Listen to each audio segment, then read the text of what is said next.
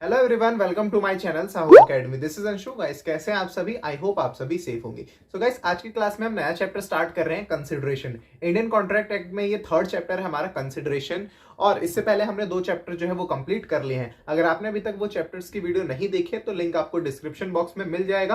Playlist से जाके आप उसे कंप्लीट कर सकते हैं। अगर आप मेरे चैनल पर अभी नए हैं तो चैनल को सब्सक्राइब कर लीजिए, बेल आइकन को प्रेस कर लीजिए ताकि आपको सभी वीडियोस का नोटिफिकेशन सबसे पहले मिल जाए। तो चलिए आज की जो हमारी क्लास है उसे शुरू करते हैं। सो गाइस, जैसे कि मैंने आपको बताया कि हम इंडियन कॉन्ट्रैक्ट एक्ट में पढ़ रहे थे। सबसे पहले हमने इसके नेचर, कॉन्ट्रैक्ट्स, ये सब देख लिया। फिर उसके बाद हमने ऑफर एंड एक्सेप्टेंस वाला चैप्टर देखा, जो कि एक पहला एसेंशियल था। उसी में आगे बढ़ते हुए वैलिड कॉन्ट्रैक्ट का जो एसेंशियल है वो है कंसिडरेशन। अब कंसिडरेशन ही हमें नेक्स्ट जो हमारा ये टॉपिक है वो है कंसिडरेशन। तो जैसे कि आपको पता है कि जो कंसिडरेशन है वो एक एसेंशियल एलिमेंट है किसका, वैलिड कॉन्ट्रैक्ट का। यानी जब तक एक कंसिडरेशन नहीं होगा कॉन्ट्रैक्ट में तब तक वो कॉन्ट्रैक्ट नहीं बन सकता है। ठीक है, तो वही चीज हमें पढ़नी है कि कंसिडरेशन होता क्या है। मैंने वहां पर भी आपको बताया था, बट इस चैप्टर में हमें इसे बिल्कुल डिटेल से पढ़ना है कि कंसिडरेशन है क्या। तो कंसिडरेशन का मतलब होता है समथिंग इन रिटर्न। यानी अगर प्रॉमिसर ने प्रॉमिसी को कुछ प्रॉमिस किया है तो उसके बदले प्रॉमिसी को उसको कुछ रिटर्न में मिलना चाहिए, जिसको हमने नाम भी दिया था क्या, क्विड प्रो क्यो। इसी का मतलब क्या था, समथिंग इन रिटर्न। और यही जो समथिंग है वही हमारा कंसिडरेशन होता है। अगर आप डेफिनेशन देखना चाहें तो डेफिनेशन में क्या है, consideration is simply something of value received by the promiser. यही समथिंग इन वैल्यू, ठीक है, जिसकी वैल्यू हो वो रिसीव हुई। कौन रिसीव कर रहा है, प्रॉमिसर। किससे रिसीव कर रहा है, प्रॉमिसी से। ठीक है, it can take the form of right, interest. अब वो जो कंसिडरेशन है वो क्या क्या हो सकता है, राइट हो सकता है, इंटरेस्ट हो सकता है, बेनिफिट हो सकता है, वो भी किसी एक पार्टी को। यानी कॉन्ट्रैक्ट में अगर 2 पार्टी हैं तो एक पार्टी को वो कंसिडरेशन क्या हो सकता है राइट हो, वो उसका इंटरेस्ट हो या उसका बेनिफिट हो। और उसी तरफ यानी जो सेकंड पार्टी है उसको वो फॉरबियरेंस, डिटर्मिनेंट, लॉस या रेस्पॉन्सिबिलिटी गिवन या सफर्ड अंडरटेकन बाय अदर। यानी वही दूसरे के लिए क्या बन जाएगा, लॉस हो सकता है, किसी के लिए वो लॉस बन जाए दूसरी पार्टी के लिए, उसके लिए वो रिस्पॉन्सिबिलिटी गिवन हो जाए या सफर्ड क्या हो जाए, कोई लॉस सफर्ड हुआ है तो वो सफर्ड लॉस हो जाए, तो उसी को हम बोलेंगे कंसिडरेशन। यानी समथिंग, जो वहां पर समथिंग इन वैल्यू है उसी को कंसिडरेशन बोला गया है। Consideration is simply something of value received by the promisor from the promisee. ठीक है, तो ये है हमारा कंसिडरेशन। तो ये जो कंसिडरेशन है ये बहुत ही इंपॉर्टेंट एसेंशियल है। अगर आप किसी भी जो कॉन्ट्रैक्ट है उसको वैलिड बनाना चाहते हैं तो उसमें एक वैलिड कंसिडरेशन भी होना चाहिए। और वैलिड कंसिडरेशन के भी बहुत सारे एलिमेंट्स हैं जो भी हम आगे पढ़ेंगे कि वैलिड जो भी हमारा कंसिडरेशन होगा वो कब एक वैलिड कंसिडरेशन बन सकता है। और मैंने आपको ये भी बात बताई कि जब तक एक कंसिडरेशन नहीं होगा तब तक वो कॉन्ट्रैक्ट नहीं बन सकता। बट ऐसे कुछ एक्सेप्शंस भी है कि जहां पर हो सकता है कि कंसिडरेशन ना हो बट वहां पर भी फिर भी वो कॉन्ट्रैक्ट बनेगा। तो वो एक्सेप्शंस हैं, वो जो रूल है वो हम आगे इसी चैप्टर में कवर करने वाले हैं। तो अभी हमने देख लिया कि क्या डेफिनेशन होती है कंसिडरेशन की। ठीक है, अब इसके बाद हम आगे बढ़ते हैं कि क्या क्या इसके एसेंशियल्स हैं। अब चलिए उन पर चलते हैं कि what are the essentials of a valid consideration. तो चलिए लिखिए मेरे साथ, इसको मैं रब कर देता हूं। Essentials of valid consideration.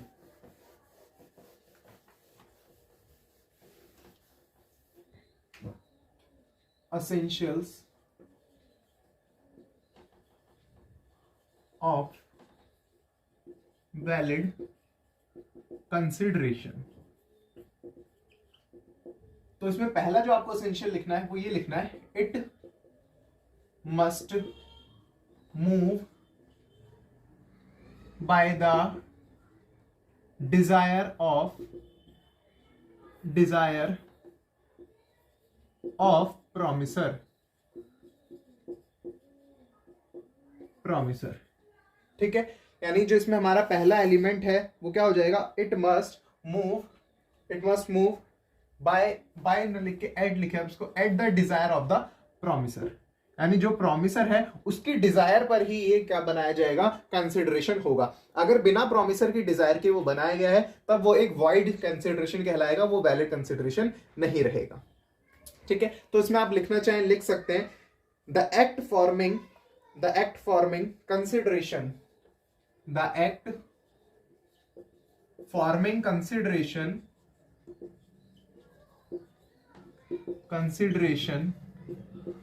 must move at the desire of promiser, at the desire of promiser, यानी promiser का desire होगा तभी वो क्या बनेगा, वो act हमारा consideration बनेगा। अब इससे एग्जांपल से समझते हैं। सपोज एक पर्सन है x और दूसरा जो पर्सन है वो है y। अब ये जो x है, अब यहां पर चलिए एक और पार्टी हम ऐड करते हैं, y का एक सन है जिसका नाम है a। अब x y के सन को यानी a को क्या कर रहा है, पढ़ा रहा है, टीच कर रहा है, a को पढ़ा रहा है। बट अगर हम बात करें x, तो x डायरेक्ट अब क्या करेगा, y से पैसे नहीं मांग सकता, फीस नहीं मांग सकता, बिकॉज क्योंकि वो y के डिजायर से नहीं पढ़ा रहा है। यानी यहां पर प्रोमिसर कौन है, यहां पर प्रोमिसर हुआ हमारा y और प्रोमिसी कौन है,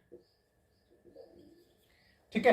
तो यहां पर अगर हम चलिए प्रोमिसर और प्रोमिसी को हटा के भी सोचें तो देखिए यहां पर मैंने आपको क्या बताया था कि जो पहला एसेंशियल्स है वो प्रोमिसर के डिजायर पर ही मूव करेगा, बिना उसके डिजायर पर वो मूव नहीं करेगा, यानी कंसिडरेशन नहीं बन पाएगा। तो यहां पर एग्जांपल में वही है कि ये जो x है वो y के सन को पढ़ा रहा है, y के सन को पढ़ा रहा है। बट अब y जो है वो लीगली बाउंड नहीं है कि वो x को पेमेंट करे। x को पेमेंट तब करता जब इन दोनों के बीच में एक अच्छे से कॉन्ट्रैक्ट हुआ होता कि आपको मेरा जो सन है उसको पढ़ाना है, फिर मैं आपको इतनी फीस दूंगा। बट ये जो x है वो अपने डिजायर से पढ़ाना है, अपने आप ही पढ़ा रहा है, या आप बोल सकते हैं अपने मन से ही पढ़ा रहा है। इसीलिए यहां पर ये कॉन्ट्रैक्ट जो है वो सॉरी कंसिडरेशन जो है वो यहाँ पर वैलिड कंसिडरेशन नहीं होगी। यहाँ पर y उसके जो x है वो उससे पेमेंट y से नहीं मांग सकता, ठीक है। तो ये एग्जांपल देख के भी मैंने आपको समझा दिया। ये फर्स्ट पॉइंट था हमारा, it must move at the desire, it must move at the desire of the promisor. इसके बाद चलिए नेक्स्ट लिखिए, it may be past, present और फ्यूचर।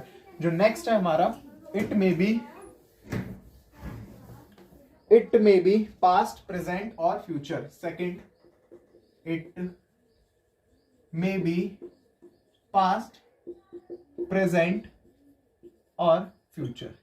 यानी जो कंसिडरेशन है वो पास्ट में भी हो सकती है, पास्ट कंसिडरेशन भी हो सकती है, फ्यूचर कंसिडरेशन भी हो सकती है, प्रेजेंट कंसिडरेशन भी हो सकती है। अब इसमें तीन चीजें आएंगी, तीनों हम पढ़ेंगे। सबसे पहले हेडिंग डाल लीजिए पास्ट कंसिडरेशन, कि ये पास्ट कंसिडरेशन क्या होती है, ठीक है। तो आपको नेम से ही पता चल रहा है, ऐसी कंसिडरेशन जो कि पास्ट किसी एक्टिविटी के लिए दी जा रही है, यानी वो एक्टिविटी जो है वो कंप्लीट हो चुकी है, वो एक्ट जो है वो परफॉर्म किया जा चुका है, बट जो अभी तक पेमेंट है वो रिसीव नहीं हुई है। तो the consideration is to be said where a person has already done something for another, where a person has already done something for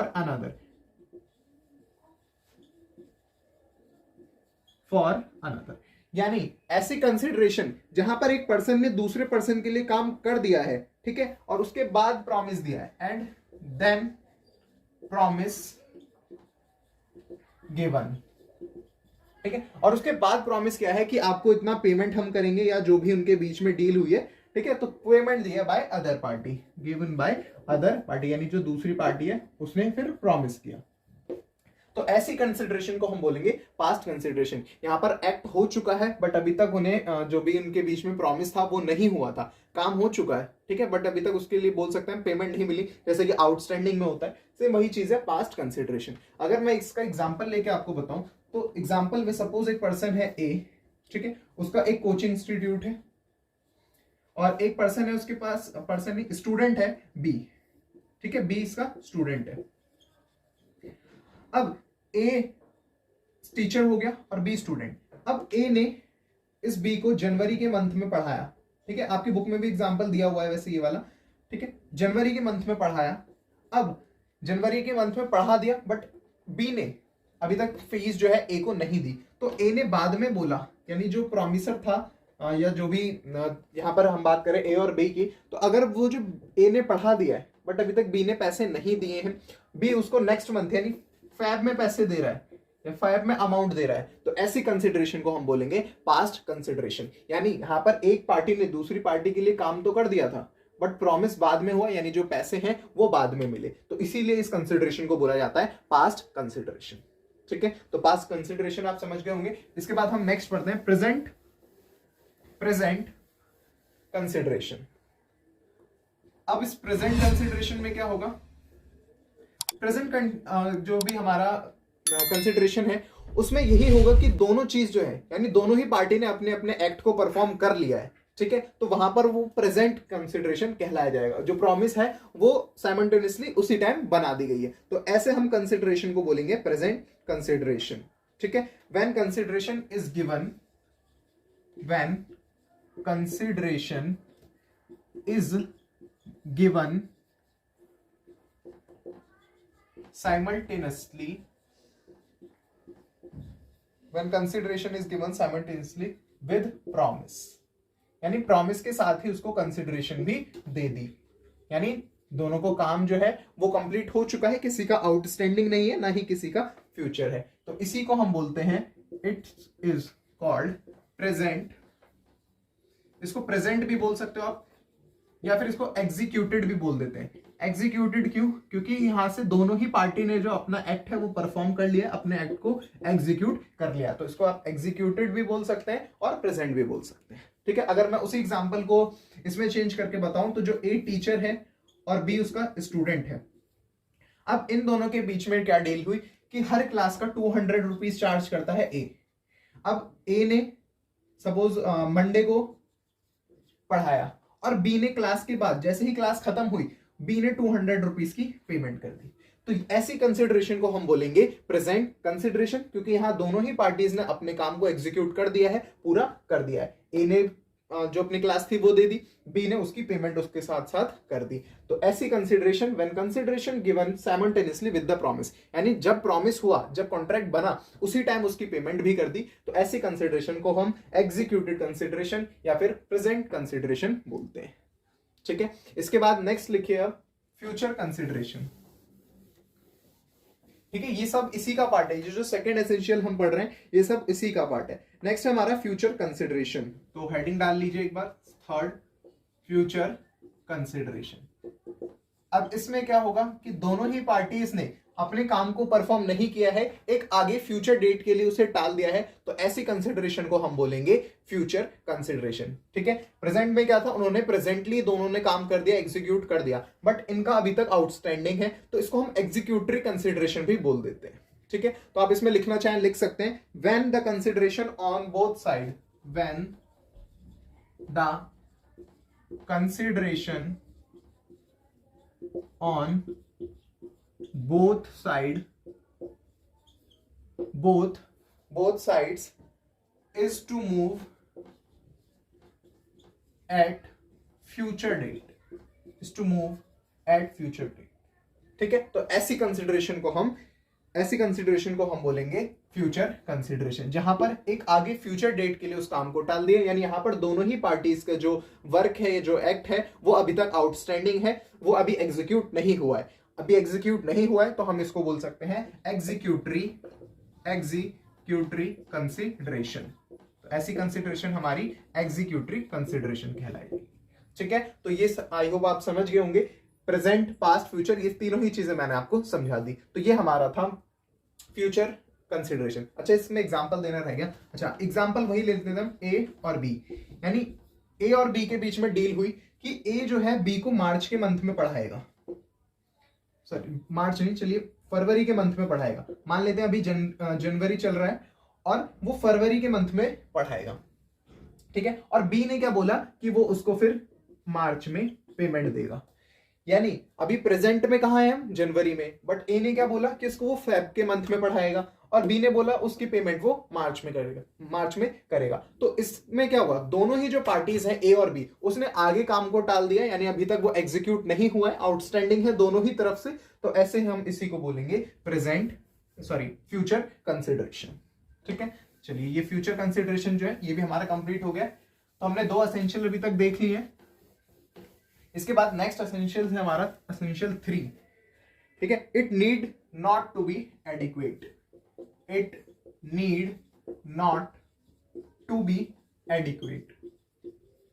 इसको एडिक्वेट होना जरूरी नहीं है, यानी एक तरीके से बोले हम तो इक्वल होना जरूरी नहीं है, यानी अगर किसी एक पर्सन ने कुछ दिया, ठीक है, अब कंसिडरेशन का मतलब मैंने आपको बताया था समथिंग इन रिटर्न, तो जरूरी नहीं है उतने ही वैल्यू का अमाउंट जो है उसे रिसीव हो, ठीक है। मतलब अगर किसी पर्सन ने उसे जिस वैल्यू की कुछ चीज दी तो ऐसा जरूरी नहीं है कि सेम वैल्यू पे ही वो उसको चीज रिटर्न होनी चाहिए, यानी उसमें इनएडिक्वेंसी हो सकती है। इनएडिक्वेंसी है तो वो भी क्या है, एक वैलिड कॉन्ट्रैक्ट वैलिड कंसिडरेशन माना जाएगा। ऐसा वहां नहीं होना चाहिए कि इनएडिक्वेंसी की वजह से वो एक वॉइड बन जाए, ठीक है, वॉइड कंसिडरेशन बन जाए, ठीक है। तो इसमें आप लिखना चाहे लिख सकते हैं, ठीक है, समथिंग इन रिटर्न,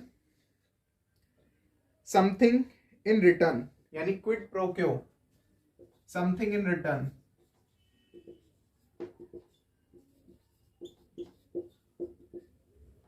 या चलिए इसको ऐसे नहीं, मैंने आपको बताया था कि इसमें सेम चीजें भी नहीं हो, मतलब ऐसा जरूरी नहीं है कि जो हमने रिटर्न किया वही वापस उसको मिले। तो इसकी जगह आप लिखिए this something where something is given, it should not be, where something is given, it can be equal or unequal to something in return, यानी वो इक्वल भी हो सकता है और इसके बराबर भी नहीं हो सकता, मतलब कम भी हो सकता है, ज्यादा भी हो सकता है, ऐसा नहीं है कि बिल्कुल इक्वल ही हो। तो इसी को हम बोलते हैं एडिक्वेट होना जरूरी नहीं है उसका। अगर वहां पर इनएडिक्वेंसी भी है तब भी वहां पर क्या होगा, उसको वैलिड कंसिडरेशन माना जाएगा, ठीक है। तो ये था हमारा third essential, it need not to be adequate. इसके बाद हमारा फोर्थ एसेंशियल देख लेते हैं। इसके बाद जो हमारा फोर्थ एसेंशियल्स है उसमें आप लिखिए it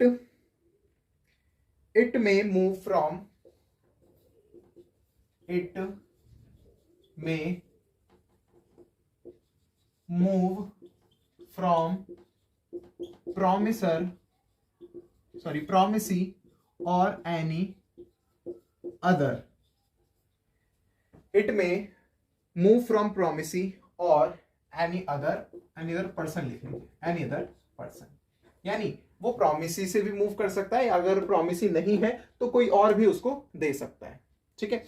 हमने क्या बताया था कि जो भी प्रोमिसर है वो कंसिडरेशन रिसीव करेगा किससे, प्रोमिसी से।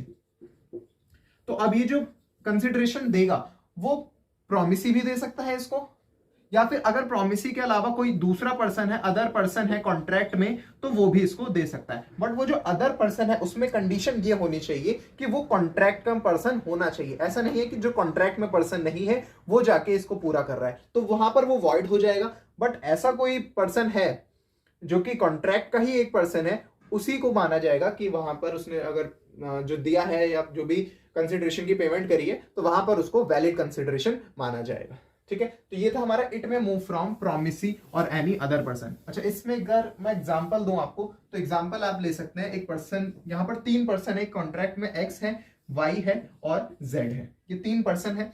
अब एक्स और वाई, एक्स ने वाई को 10,000 रुपीज देने का प्रॉमिस किया, एक्स ने वाई को 10,000 रुपीज प्रॉमिस देने का प्रॉमिस किया। अब प्रॉमिस क्यों करेगा, उसने एक पेंटिंग दी, वो किसको डिलीवर करनी है, जेड को डिलीवर करनी है।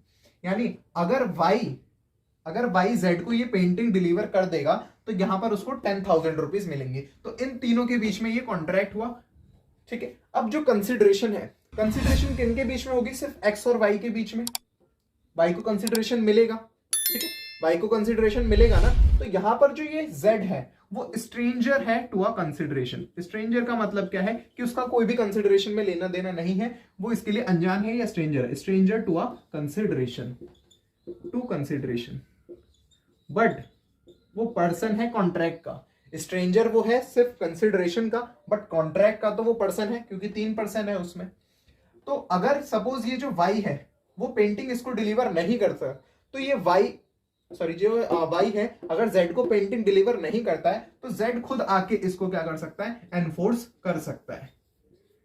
बिकॉज क्योंकि जो जेड है वो है तो कॉन्ट्रैक्ट का ही पर्सन, हो सकता है वो कंसिडरेशन के लिए वो स्ट्रेंजर हो, बट है वो कॉन्ट्रैक्ट का पर्सन, अगर वाई इसको डिलीवर नहीं करेगा पेंटिंग तो जेड एनफोर्स कर सकता है उस पूरे कॉन्ट्रैक्ट को। तो ये हमारा नेक्स्ट पॉइंट था, it may move from the promisee और any other person. I hope guys आप ये समझ गए होंगे। इसके बाद नेक्स्ट पॉइंट एक और लिखिए, इट मस्ट बी लॉफुल।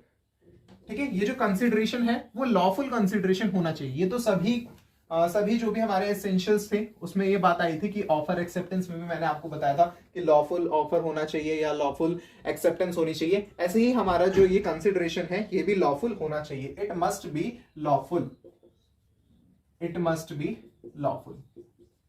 ये लॉफुल होना चाहिए, किसी इलीगल काम के या किसी अनलॉफुल काम के लिए नहीं होना चाहिए। ठीक है, अच्छा अगर हमें पता कैसे चलेगा कि वो अनलॉफुल है या लॉफुल है, ये आपको पता कैसे चलेगा? ठीक है, तो आप लिखिए the consideration of an agreement is unlawful unless, यानी जब तक उसमें ये नहीं है तब तक वो क्या होगा, एक अनलॉफुल कहलाया जाएगा।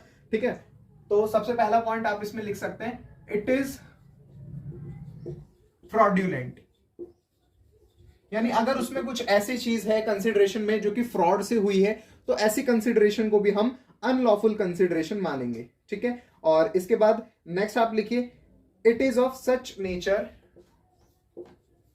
It is of such nature, यानी वो अगर ऐसे नेचर का है जिसमें कि क्या कर रहा है, हमें जो प्रोविजंस हैं लॉ के वो परमिट नहीं कर रहे हैं। ठीक है, not permitted by law, not permitted by law, तो ऐसे भी वो क्या होगा, एक अनलॉफुल कंसिडरेशन माना जाएगा। ठीक है, अगर वहां कोई फ्रॉड है या फॉरबिडन बाय लॉ, लॉ क्या है उसको मना कर रहा है, फॉरबिडन बाय लॉ, ये भी आप थर्ड पॉइंट लिख सकते हैं। तो ऐसा जो भी हमारा कंसिडरेशन होगा वो वॉइड कहलाया जाएगा। ठीक है, या फिर वो कोर्ट की नजर में क्या है, इमोरल है। ठीक है, immoral in the eyes of law लिख सकते हैं आप, immoral in the eyes of law या in the eyes of court. ठीक है, तो ये सारे जो भी हमारे पॉइंट्स हैं वो क्या बनाते हैं, एक अनलॉफुल कंसिडरेशन बनाते हैं। ठीक है, तो ये हमारा नेक्स्ट पॉइंट था, इट मस्ट बी लॉफुल। इसके बाद लिखिए, इट मस्ट बी समथिंग। इसके बाद नेक्स्ट पॉइंट है हमारा, it must be something, it must be something which the promiser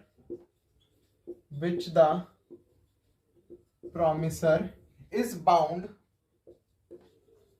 is not already bound। ठीक है, यानी जो भी हमारी कंसिडरेशन होगी, it must not bound to do, लिखिए पूरा लिखिए, बाउंड टू डू। ठीक है, it must be something which the promiser is not already bound to do, यानी वो ऐसा नहीं होना चाहिए कि जो काम उसे करना है उसी को उसने कंसिडरेशन बना लिया, वो उसके ऊपर का होना चाहिए। ठीक है, यानी अगर सपोज मैं एग्जांपल आपको दे रहा हूं, एक डॉक्टर है एक डॉक्टर है, डॉक्टर का काम क्या है कि उसको अपना 100% देना है अपने पेशेंट के लिए। बट सपोज उसके पास एक पेशेंट है बी और बी का रिलेटिव है सी।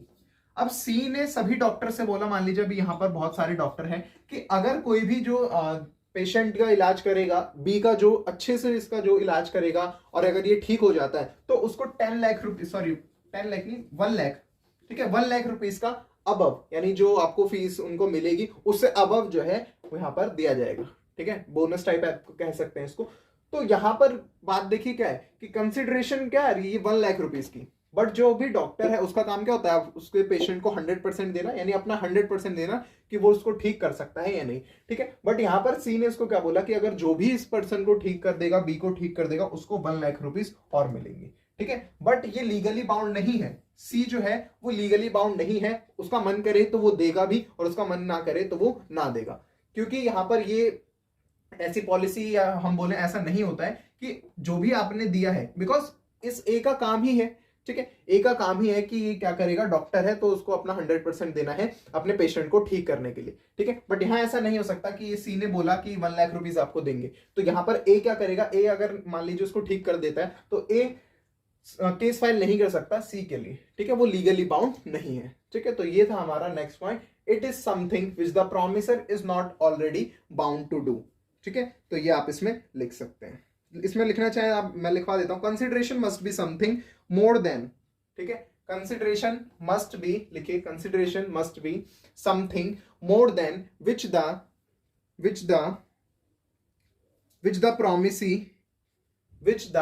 promisee is bound to do under existing contract, यानी जो इनके बीच का कॉन्ट्रैक्ट है उससे वो ज्यादा होना चाहिए। यानी यहां पर क्या था, इनके बीच कॉन्ट्रैक्ट क्या है कि डॉक्टर जो है इसको काम करेगा और सी इसको फीस देगा, बट यहां पर कंसिडरेशन क्या आ गई कि अगर सी ने कंसिडरेशन दी ए को कि अगर आप इसको ठीक करोगे तो आपको आपकी फीस से अबव 1 लाख रुपए मिलेंगे। ठीक है, तो ये था हमारा लास्ट एसेंशियल कि जो भी हमारा कंसिडरेशन है वो प्रॉमिसी को जो भी रिसीव हो रहा है उससे, जो प्रॉमिसर को जो भी रिसीव हो रहा है उससे ऊपर का होना चाहिए। ठीक है, यानी मोर देन होना चाहिए। तो ऐसे कंसिडरेशन हमारे वैलिड कंसिडरेशन कहलाए जाते हैं। ठीक है गाइस, तो ये पूरा पॉइंट था, मैंने आपको इसमें कंसिडरेशन समझा दिया, क्या क्या उसके एसेंशियल्स होते हैं, ये हम कंप्लीट कर चुके हैं। नेक्स्ट क्लास में हम करेंगे, मैंने आपको बताया था कि जहां पर कंसिडरेशन नहीं है वहां पर कॉन्ट्रैक्ट नहीं है, बट वहां पर कुछ रूल्स हैं, कुछ एक्सेप्शंस हैं, तो वो क्या क्या एक्सेप्शंस है वो हम नेक्स्ट क्लास में कवर करने वाले हैं। आई होप आपको ये क्लास काफी ज्यादा पसंद आई होगी। अगर आपको ये क्लास पसंद आई है तो वीडियो को लाइक करिए, चैनल को भी सब्सक्राइब कर लीजिए, बेल आइकन को प्रेस कर लीजिए ताकि आपको सभी वीडियोस का नोटिफिकेशन सबसे पहले मिल जाए। Thank you.